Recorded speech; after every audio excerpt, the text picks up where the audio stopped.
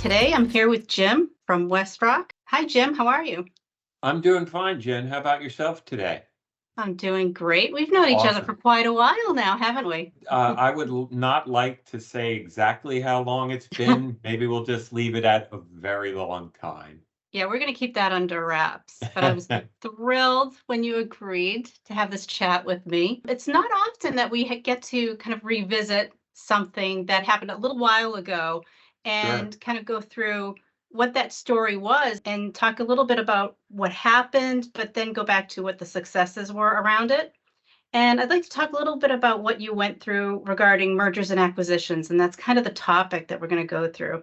I'd like to start by if you could tell us a little bit about WestRock's mobile employees. What kind of talent and the mindset of a colleague does it take to support WestRock, really as an industry leader, an innovator in your industry?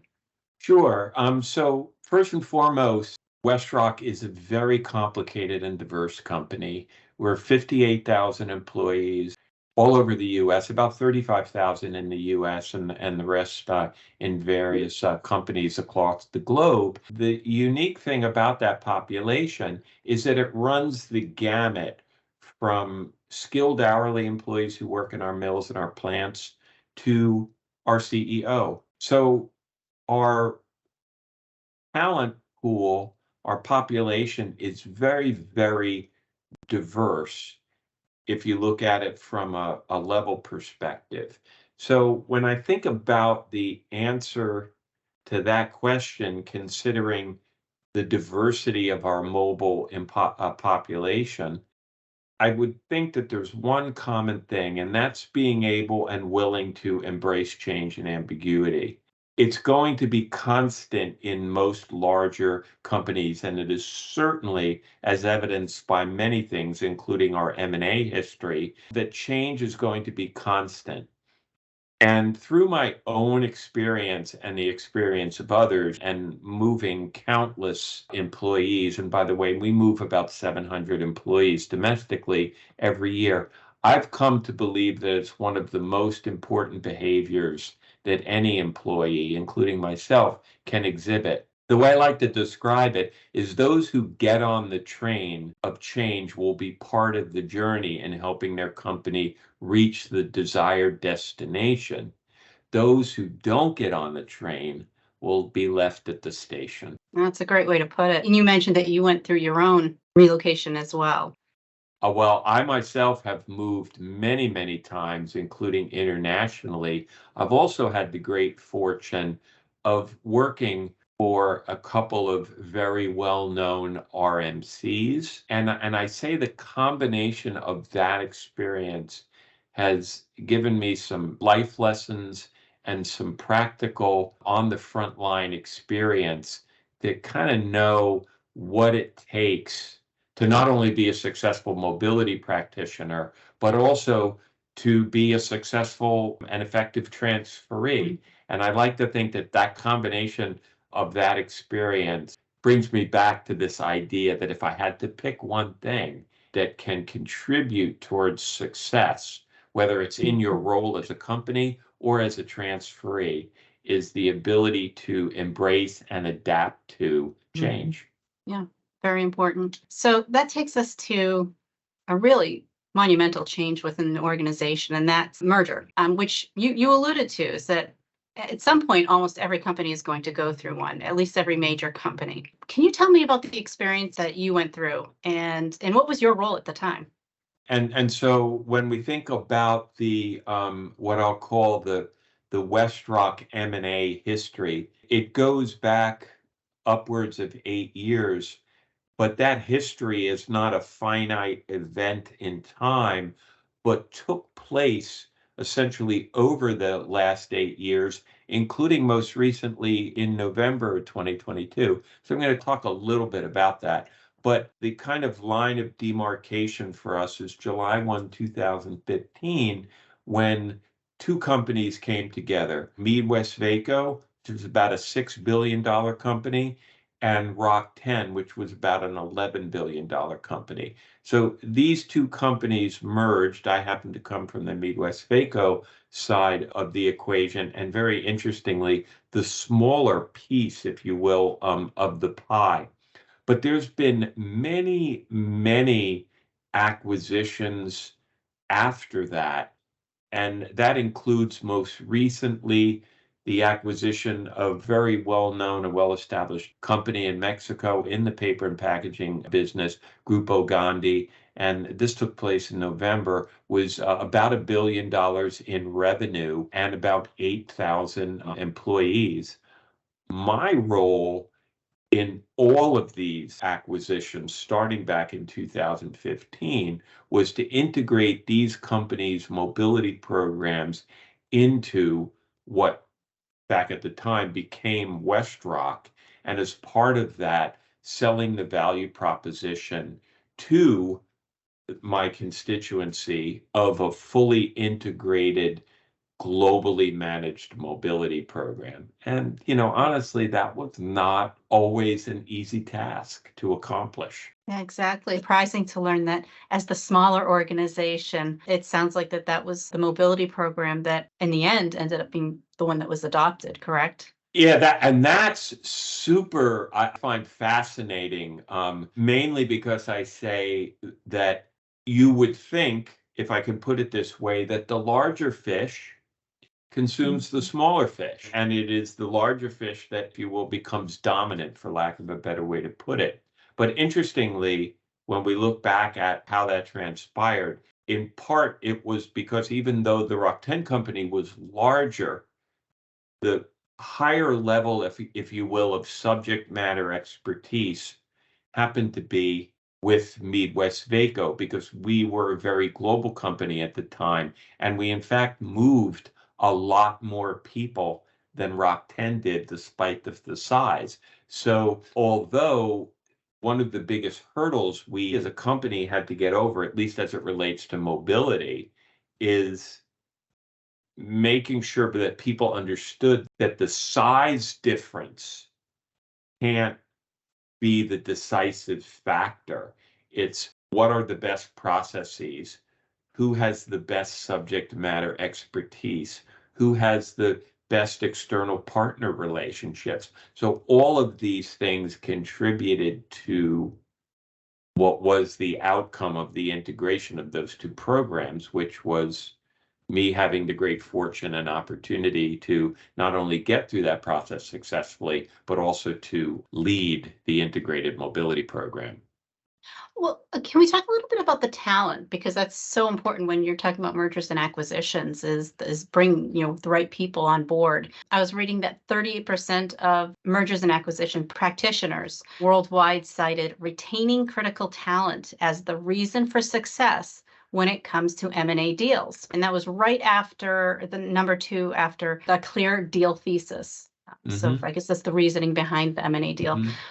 Was mobility part of the talent conversation during the merger? Was that one of the driving Um, conversations? And if it wasn't, well, when did mobility actually come up as part of the yeah, conversation? Did you know? the good news is, when you start talking about mobility and talent and the proverbial seat at the table that mobility should have, right? I'm not sure I'm convinced that the table exists or that I will ever get a seat at it. But in answering your question, what I would say is, because we as a company back in 2015 were going through so many M&As after the initial one, is that through that first experience, we recognized the importance of having the global mobility function involved in the early stages of the M&A process, not related to unrelated M&A activity, but that mobility itself as a function had to be what we call a day one function. So what are the functions when you have an M&A that have to be ready to go day one when two companies are merged? And global mobility, through some experience and learning, right, that we need to be up and running. So that kind of put, just like compensation and benefits and other areas, that put global mobility up in the forefront. Because one of the first things that starts to happen right before and immediately after a big merger is you need to start moving talent around, and a lot of it. at the most senior levels of the company. So I consider myself fortunate in that regards that I was, sitting at the table, if you will, as those merger activities began. Yeah, it's absolutely part of the planning process. And it sounds Yep. like the value was Mhm. identified immediately based on that first experience. Yeah, we So learned, congratulations. hey, we're not ready to move people. Well, that's because you didn't involve me in the beginning. So it's like the big merger back in 2015 was sort of like the acid test, right? Mhm. And then once we had our experience from that, we were even more equipped for the mergers and acquisitions that were going to come over the next 7 or 8 years. On the other end of the spectrum, I've heard companies cite that the most common reasons for failed mergers are things like poor communications, cultural differences, and lack of planning. No surprises Mhm. there. Yeah, Looking back, what part of the process did you happen to find the most challenging, if you don't mind talking about that, and sure. why? Yeah, great question. And when I look back at it, what I would say is that rather than what was the most challenging, because in hindsight, I'd say rather than challenging, it was the most important thing. And I didn't always do it. It's like anything else. As you do something for the first time, go through a big M&A, you learn some things. You're not expert at it, but then the next one comes along and you're better until you could say, I'm pretty good at this. So I would say rather than challenging, and it probably felt challenging at the time, but I look back now and I say what was most important is selling the mobility value proposition in a way that the value and benefit of having a centrally managed integrated program became self-evident. Coming back to the topic of change, it's human nature to resist change, even if on the face you're a change agent or you embrace change. You intuitively you don't want to change because it's a lot of work. So you need to spend a lot of time building relationships with your new stakeholders, listening a lot, and making sure that you sell that value proposition. So why is there value in making this change? And how is it going to make your stakeholders' lives better? Yeah, that's such a great point. And I think you get to the heart of why we do these videos is I think in mobility, we take for granted how used to change we are. We are really are change agents. That's all we do is we manage change constantly for our employees. You're And you right. brought up a great point about having that central mobility team is almost more important when you're dealing with mergers and acquisitions. It That's helps to right. facilitate it, particularly for an organization that rapidly goes through mergers and acquisitions. The more Absolutely. decentralized, the better. So we talked a little bit about your previous experience and how it's helped the new company and your colleagues. Is there anything else you wanted to add to that that you found that has helped you in your work with employees? Well, I would say is, going through the process is having the support of my management and countless Mhm. HR and business leaders who knew what I was capable of and knew what I could accomplish. So that's all part of what I call my personal value proposition and my brand. And that gave me a lot of leeway to do what I felt was best with not a lot of bureaucracy and red tape. That became, really important to me. And I think that harkens back to the importance of being a subject matter expert within your company and demonstrating value to your customers. After a Mhm. while, your customers trust you, they believe in you, and they know that you're going to do what's best for them and for the company. I would imagine that your leadership, as well as the people that look up to you, view you as someone that has a lot of open communication and trusts you when you say Yeah, something. and there's Mhm. such power in that, and there's such engagement that you get from that feeling of worth that you're delivering this value proposition to your customers, and they embrace and appreciate what you do for them. So even under the best of circumstances, as you were saying, merger is a time of extreme change. What support did you find the most critical throughout the process? You talked a little bit about leadership being behind you. Is there anything else that we might be missing?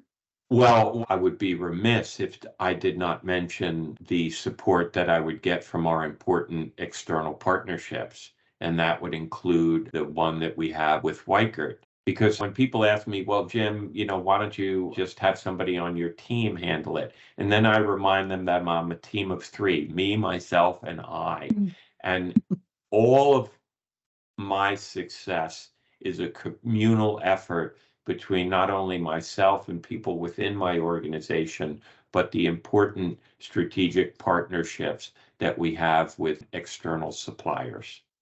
Very well said. And it is a great partnership. We're ready to come to the end. I'm going to ask you the final question. You ready? It's a tough one. Oh, How do 1, you- 2, 3. Okay, let's go. How do you, Jim, make work happen? Wow. I think ultimately it's by embracing change, being positive. I try to be engaged, open to that change, transparent about my successes, my failures, where our system works, where it doesn't. But I focus really on delivering value every day. I'm thrilled to say that I love what I do. I consider anyone that I come in contact with, whether it's you today, whether it's a transferee, an HR or business leader, that all of those are my constituency, are my customers. And everything that I do has to be laser focused on making sure that my customers are happy and that they're going to come back.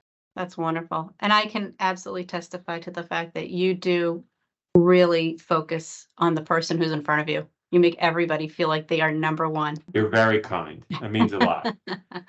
All right, Jim. Well, thank you very much for your time. I know you're a very busy person. Never It's been too wonderful. busy, never too busy to help you and your great company and hopefully other clients and the mobility industry at large. Great. All right. Well, thank you so much and My we'll see you pleasure. again Thank soon. you.